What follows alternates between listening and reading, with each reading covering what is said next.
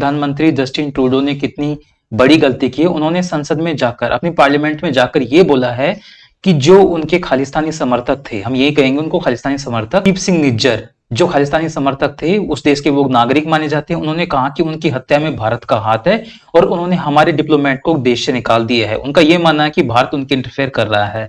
बात ये नहीं है दोस्तों, असली बात यह है कि G20 की बैठक में भारत ने उनको तवज्जो नहीं दी और नरेंद्र मोदी ने, अपनी पीएम ने उनको बहुत अच्छे से डांटा और यह भी बताया कि आपकी जो खालिस्तानी गतिविधियां देश में हो रही हैं वो हमारे देश को नुकसान पहुंचा रही है और कहीं ना कहीं आपको इसको बंद करना पड़ेगा। बड़े ही तल के शब्दों में उन्होंने ये कहा था। अब वो 10 दिन बाद में जाकर उनका रिएक्शन आया है। भारत को पहले से पता था कि इसका रिएक्शन जरूर आएगा। आपको बता दूं, भारत और कनाडा के बारे में, इनका ट्रेड काफी टाइम से चल रहा है। अगर हम मानेंगे तो 8 बिलियन के आसपास हमारा ट्रेड वहां पर होता है दोनों की तरफ से, और भारत के साथ वो बराबर होता है। ज्यादा फायदा भारत को नहीं होता, जितना वहां से हमें पैसे मिलते हैं उतना ही हमारा ट्रेड उसके साथ में होता है। इसके साथ में मैं आप लोगों को बता दूं, 17 से 18 लाख भारतीय वहां पर रहते हैं। उनमें अगर हम बात करेंगे तो 7-8 लाख या 9 लाख तक वहां पर सिख रहते हैं। जो वहां पर सरकारें बनती हैं, जो भी 2 बड़ी पार्टी है वहां पर, उसमें तीसरी पार्टी उभर कर आ रही है वहां पर, जिसके एनडीपी के नाम से है वो पार्टी, और जगमीत सिंह नाम है वो पार्टी के वहां पर अध्यक्ष है। उनकी पार्टी का कहीं ना कहीं वहां की जो सरकार बनती है वहां पर इन्फ्लुएंस रहता है। वो पार्टी वहां पर सरकार बनाने में मदद करती है और यही जो पार्टी एनडीपी की मैं बात कर रहा हूं, वो क्या कर रहे हैं, उनका कहीं ना कहीं इनडायरेक्टली दबाव है जस्टिन ट्रूडो के ऊपर कि आप, भारत ने आपकी इतनी बेइज्जती की है तो आप कहीं ना कहीं इसका जवाब दीजिए।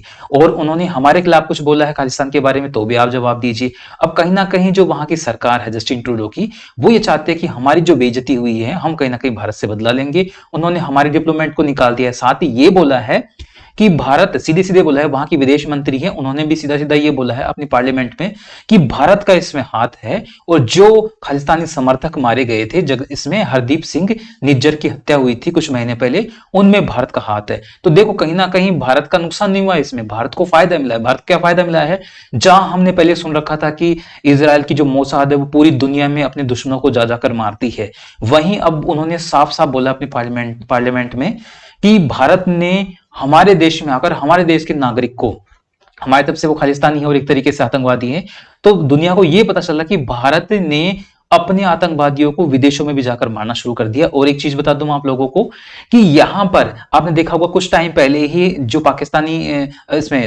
जो खालिस्तानी थे, उन्होंने ब्रिटेन में जो अपना दूतावास था वहां पर भारतीय झंडे को उन्होंने उतार दिया था। जिस शख्स ने भारतीय झंडे को उतारा था उसकी कहीं ना कहीं मौत हो चुकी है। और आप लोग जानते हैं मौत क्यों हो चुकी है, भारत ने सीधा सीधा ये शुरू कर दिया है।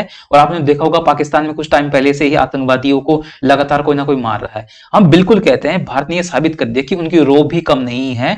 अगर आप अपने लोग वहां पर भेज सकते तो हम हमारे लोग भी भेज कर किसी तरीके से भारत के जो भी दुश्मन है, जो भारत को तोड़ना चाहते हैं, उनकी हत्या किसी ना किसी तरीके से मार के छोड़ेंगे, उनको छोड़ा नहीं जाएगा। अब कनाडा के जो पीएम है, उनकी जो बेइज्जती हो रही है वो बदला लेने के लिए उन्होंने रिएक्शन दे दिया। हमें पता था कि ये रिएक्शन कहीं ना कहीं निकल के आएगा, क्योंकि वहां पर कहीं ना कहीं उनको सरकारें बनानी पड़ेगी और उनको दबाव ये बढ़ेगा। लेकिन भारत को इससे कोई खास प्रभाव नहीं पड़ता, क्योंकि कनाडा ऐसा देश है जो आप लोग देख सकते हैं कि वो किसी दूसरे देशों की सीमाएं नहीं लगती। सिर्फ अगर हम देखेंगे तो वहां पर अमेरिका की सीमा लगती है साउथ में, और बाकी चारों तरफ समुद्र है, तो उसको ये लगता है कि हम किसी देशों के दबाव में नहीं आएंगे, हम जो चाहेंगे हमारी मर्जी से कर सकते हैं। लेकिन वो ये भूल रहा है कि भारत धीरे धीरे इतना ताकतवर हो रहा है, पूरी दुनिया पे अपनी छाप इस तरीके से छोड़ रहा है कि वो किसी से नहीं डरने वाला। तो उसको बहुत बड़ी गलती की है कनाडा ने, ये कर कनाडा के जो भी है वहां पर अपने जो कनाडा के जो अपने यहाँ पर हाई कमिश्नर है, भारत ने उनको तलब किया है, इस बारे में पूछा है कि आखिर ऐसा कनाडा ने क्यों किया। और भारत ने खुद एक लेटर जारी करके ये बोला है कि हम ध्यान नहीं देते, ये फालतू की बातें हैं, ऐसा कुछ भी नहीं होता, जो भी आरोप लगाए बिल्कुल गलत लगाए हैं और कनाडा को ये आरोप वापस लेने चाहिए, इतनी बड़ी कनाडा को गलती नहीं करनी चाहिए। भारत ने उसका जवाब दिया है और यहाँ जो हाई कमिश्नर थे उनको भी बोला है कि आप 5 दिन में भारत छोड़ेंगे बिल्कुल। और भारत ने जवाब दिया कि जो कनाडा ने किया है, वहां के पीएम ने सीधा सीधा बोला है, तो हम आपको बता दें कि यह सहनीय नहीं होगा, हम ये सहन नहीं करेंगे।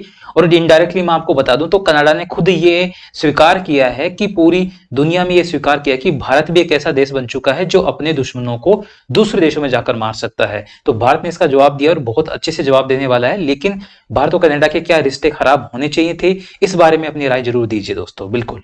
अब पूरी दुनिया में क्या प्रतिक्रिया हो रही है, बहुत दिनों से ये बात आ रही थी कि भारत जैसे देश ने, जो अभी विकसित हो रहा है, भारत जैसे देश ने कनाडा जैसे बड़े देश को इतना तरीके से पलटा है। आपने देखा होगा G20 की बैठक में जो वो फोटो नजर आ रही थी कि मोदी ये कह रहे हैं कि आप लोग जाइए, आप यहां से जाइए, इस तरीके से ये बात निकल के आ रही थी।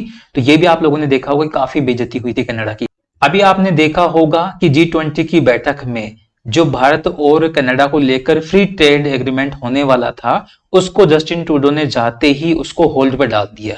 उनका यह मानना था कि हम ट्रेड एग्रीमेंट नहीं करेंगे, भारत को मजा चखाएंगे, और इसीलिए ये रिएक्शन निकल के आ रहा था। वो ये दिखाने की कोशिश कर रहे हैं कि कनाडा कहीं ना कहीं वहां के नागरिकों को प्रोटेक्ट कर रहा है। बाकी सारी दुनिया को अच्छे से पता है कि वो एक पार्टी का समर्थन लेने के लिए, एनडीपी का समर्थन लेने के लिए ये सब किया जा रहा है। और कहीं ना कहीं वहां की राजनीति में आप देख सकते हैं, वहां के मंत्री भी अगर आप देखोगे तो सिख हैं, तो उनको लगता है कहीं ना कहीं वो अपने नागरिकों के, अपने वोटों के लिए ये भारत के खिलाफ भी बोल सकते हैं। लेकिन उनको ये नहीं पता कि आने वाले समय में कितना नुकसान होने वाला है। पंजाब से ज्यादातर, अगर हम इंडिया में देखेंगे तो लगभग 80% पंजाबी ही वहां पर जाकर रहते हैं। तो उनका लगता है कि पंजाब में जो खालिस्तानी मूवमेंट चल रहा है वो कहीं ना कहीं इनडायरेक्टली उनको सपोर्ट कर रहे हैं। तो सीधी सी बात, उनको सुनना इस बारे में पड़ेगा। बाकी सारी दुनिया भी जानती है अच्छे से कि भारत धीरे धीरे आगे निकल रहा है।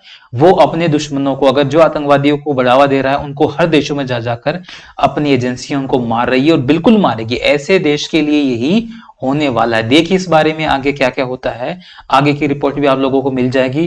क्या भारत और कनाडा के रिश्ते और खराब होने वाले हैं? मैं आपको बता दूं, भारत और कनाडा एक तरीके से ये हो गया कि भारत और पाकिस्तान की जैसे बात की जा रही थी, पाकिस्तान का नाम लेना पसंद नहीं करते, उसकी हालत पहले से खराब हो चुकी है, जैसे ही वैसे ही कनाडा की हालत खराब होने वाली है।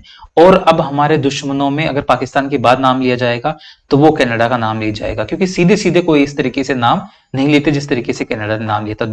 जिस हरदीप सिंह निज्जर को 2016 में लुकआउट नोटिस जारी करके भारत ने आतंकवादी घोषित कर दिया है, उस हरदीप सिंह निज्जर की हत्या को उन्होंने इस तरीके से प्रेजेंट किया है कि वो कनाडा का नागरिक था और भारत ने उसकी हत्या करवाई है। देखिए दोस्तों, उल्टा को चोर कोतवाल को डांटे, कहने का मतलब वहां पर वो लोग ये सोच रहे हैं कि उनका वो नागरिक था, वो भारत का 2016 से ही आतंकवादी घोषित किया जा चुका था, खालिस्तानी मूवमेंट चला रहा था। ऐसे व्यक्ति को मारना भारत के लिए जरूरी था, भारत ने मारा है। बिल्कुल हम खुलकर बोल रहे हैं, ये कहीं ना कहीं भारत का सीधा सीधा हाथ उसके अंदर है और बिल्कुल करवाया गया है। अब कनाडा को जो करना है वो कर सकता है, बाकी हमने जो किया था वो करेंगे। आगे भी हम हमारी सुरक्षा के लिए जो करेंगे, भारत के खिलाफ जो भी गतिविधि होगी उसको मुंह तोड़ जवाब दिया जाएगा दोस्तों। तो देखते हैं इस बारे में आगे क्या होता है, और मिलते हैं फिर नेक्स्ट वीडियो में आप लोगों के साथ में, कुछ नए टॉपिक के साथ में, बहुत बेहतरीन डाटा के साथ में।